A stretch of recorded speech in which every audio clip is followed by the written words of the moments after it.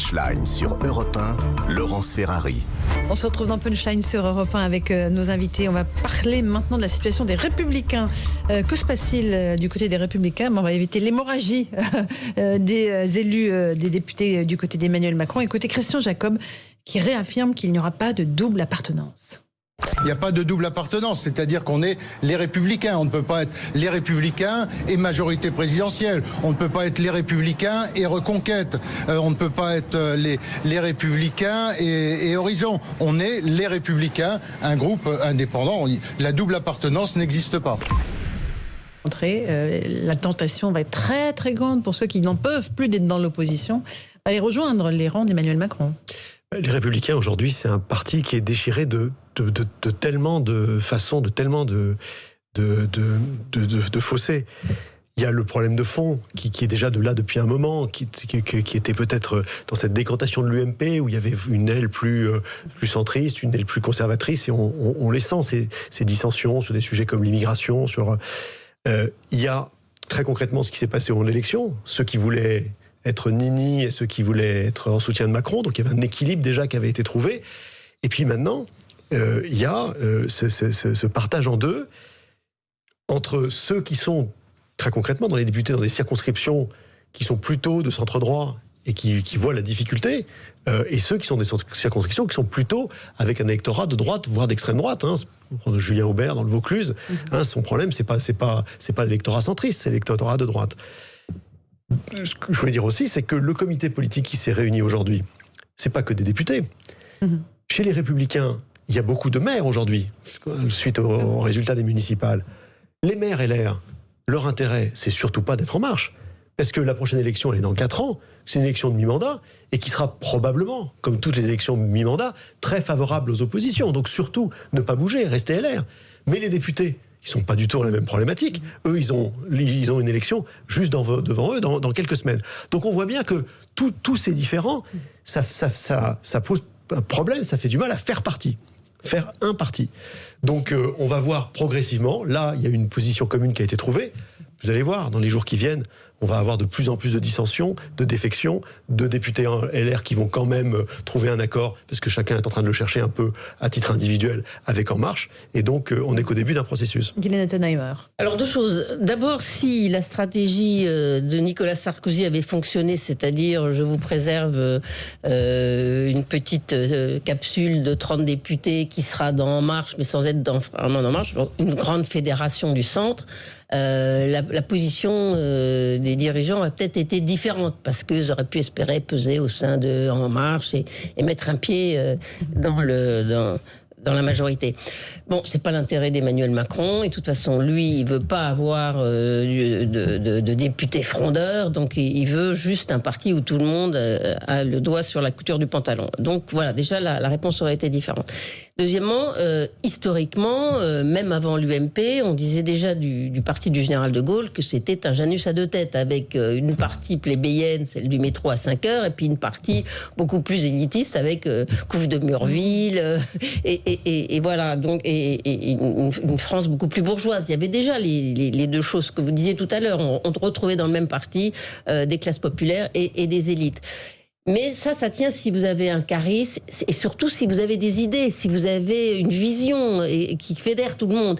Là, le problème de LR, c'est qu'il n'y a plus d'une seule idée, quoi. De temps en temps, on tape sur Macron, mais enfin, on dit qu'on est en même temps européen, mais en même temps, comme on est quand même avec Ciotti, on dit que quand même c'est embêtant Schengen, et puis voilà, et puis on dit des choses sur les immigrés qui sont pas du tout compatibles avec ce que dit l'Europe. Donc tout ça, c'est un espèce de magma incompréhensible, et ce que je constate, c'est que LR n'a pas travaillé sur le fond. Je n'ai pas vu d'économistes, de sociologues les aider à décanter et à peut-être trouver un positionnement proche d'Emmanuel Macron, mais différent sur un certain nombre de sujets. Et donc voilà, je crois qu'hélas, ça va pas être le parti radical, mais enfin, c'était un grand parti qui a fini dans une cabine téléphonique.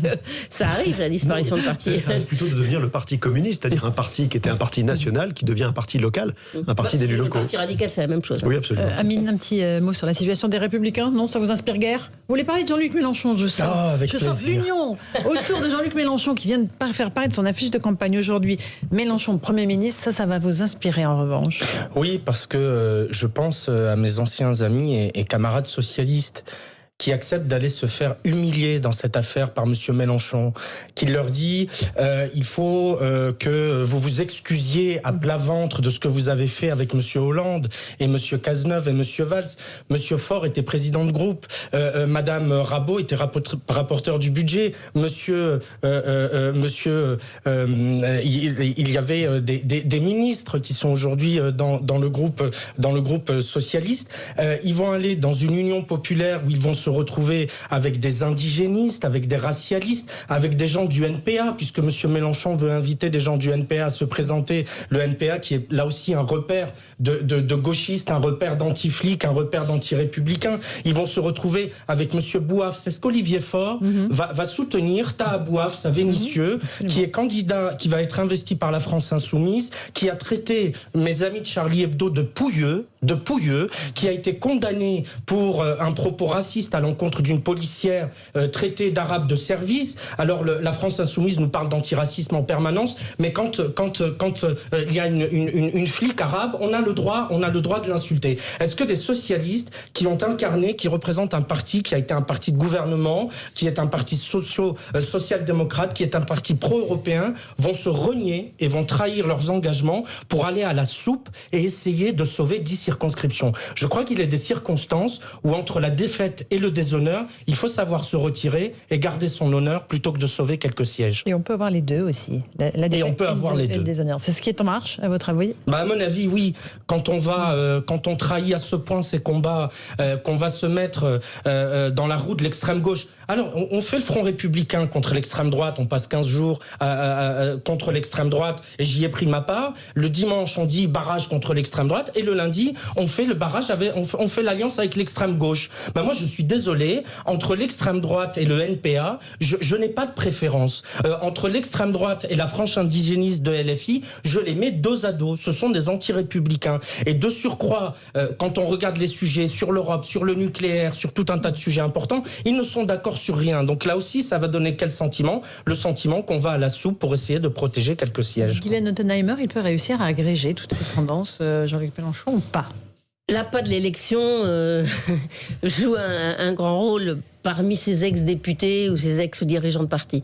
Au niveau des électeurs, d'abord, je pense qu'il y aura une énorme abstention. Et deuxièmement, c'est la colère qui fait bouger. Les gens ne le regardent pas s'ils sont pour l'Europe ou pour le nucléaire. Ça, c'est vraiment ceux qui regardent les choses dans le détail. Donc, moi, je pense que Yannick Jadot a raison.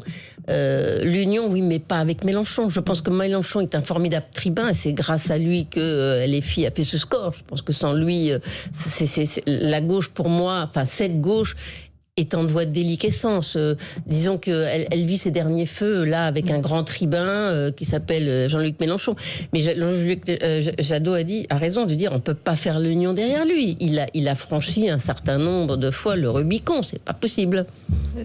Gilles Montré sur cette analyse du vote pour Jean-Luc Mélenchon. On le comprend, Jean-Luc Mélenchon, on ferait la même chose. Il a créé une surprise extraordinaire au moment du premier tour, se hissant à un niveau que personne n'attendait, arrivant des 10% pour arriver à 22%. La gauche s'est redécouverte. Alors qu'on la croyait complètement dépassée, justement, depuis l'élection de 2017. On additionne les forces, on arrive à 31-32%. Donc la gauche se met à y croire. Maintenant, ce qui est dangereux dans le jeu de Jean-Luc Mélenchon, c'est qu'il attaque les institutions elles-mêmes et, j'ai envie de dire, la légitimité de nos institutions. Qu'il réponde à la demande très profonde d'un autre système, d'évoluer sur nos institutions. Ça, il faut le noter, c'est une vraie réponse à une attente. Et Emmanuel Macron aurait tort de ne pas écouter cette attente-là. Mais en revanche, quand il commence à dire c'est un président minoritaire, le plus mal élu, laissant entendre qu'en fait, il n'a pas été élu, que la vraie élection sera au moment des législatives, ça c'est extrêmement dangereux. Parce que délégitimer le pouvoir, ça c'est la porte ouverte à, je ne vais pas dire l'anarchie, mais à la déliquescence de notre vivre ensemble et de nos institutions politiques. Et mettre Premier ministre sur son affiche de campagne aussi? c'est pas le même processus. C'est pas le même processus. Ça, c'est plutôt un acte de communication qui est extrêmement réussi. Il a réussi à se remettre au centre du jeu et à redonner une envie à ses électeurs de voter pour lui. Mais Premier ministre, c'est Premier ministre. Ce qui est dangereux, c'est de dire je serai Premier ministre, mais il n'y a pas de président. C'est un Premier ministre sans président. C'est là qu'il est dangereux. Mais quand il dit qu'Emmanuel Macron est mal élu, que c'était pas un vote d'adhésion, etc., je pense que la moitié des électeurs de Mélenchon ont simplement fait barrage à l'extrême droite et ont fait un vote utile. Oui, c'était un vote utile. La moitié des gens, ils étaient perdus, donc ils ont voté à gauche toute leur vie. C'est des gens modestes. Bon, voilà, et voilà, ils regardent pas tout dans le programme. D'ailleurs, la plupart des gens qui votent pour Macron n'ont pas regardé tout le programme, et quand ils l'ont regardé, il y a bien des choses qui les dérangent. La même chose avec le Rassemblement national. Alors après, il faut qu'il y ait une cohérence. Mais il y a une cohérence à gauche qui est plus sociologique qu'autre chose. On n'a pas parlé du choix d'Emmanuel Macron en matière de Premier ministre, parce que là, les spéculations vont bon train. Personne ne va faire de paris sur ce plateau, j'imagine. Nous sommes des gens sages et raisonnables. On a entendu des choses absolument incroyables. C'était très drôle. C'est le concours aujourd'hui. Barouin. Alors vous voyez, vous imaginez Barouin déjà, c'est le président des riches et va faire venir quelqu'un qui est président de la Banque Barclay à Paris. Non mais tous les fantasmes reviendraient. C'est que tous les noms qui sortent ne seront pas nommés. Il y a quand même une règle globalement, c'est qu'on passe 15 jours dans des bavardages qui à la fin souvent mais c'est tout le temps même. s'avère inutile, puisque celui qui sort est toujours quelqu'un qui n'était pas cité. Personne n'imaginait Castex et peu grand monde le connaissait. Et puis Édouard Philippe, c'est pareil. C'est de voir quelle logique va primer dans le choix de ce Premier ministre. Est-ce qu'il veut quelqu'un de très politique, quelqu'un qui est capable de négocier, quelqu'un qui a une certaine aura, de manière à ce que lui puisse s'occuper des dossiers essentiels, la transition énergétique, les affaires européennes, les affaires internationales, ou est-ce qu'il va choisir un techno qui fait ce qu'il lui dit, qui ne fait pas d'ombre? Voilà, c'est intéressant. Est-ce qu'il va choisir une femme? Est-ce qu'il va choisir quelqu'un de gauche ou quelqu'un de droite? Là, ça devient amusant parce que on suit la stratégie et puis on sera amusé lors du résultat de dire ah tiens, c'est cette stratégie qu'il a choisie. Voilà, citer des noms pour citer des noms, c'est pas très intéressant. Est-ce que Emmanuel Macron se grandirait pas ou gagnerait pas encore à garder Jean Castex jusqu'aux législatives et à choisir son Premier ministre qu'après le résultat législatif, et quand bien même, comme le donnent les projections, il gagnerait, En Marche serait majoritaire à l'Assemblée nationale, que ce Premier ministre soit choisi en fonction de l'expression de ces législatives. Merci à tous les trois pour ce punchline. Dans un instant, Alexandre Lemaire pour les infos à 20h et Mouloud Achour pour Verveine Underground. Bonne soirée sur Europe 1. Europe 1, 18h, 20h. Punchline, Laurence Ferrari.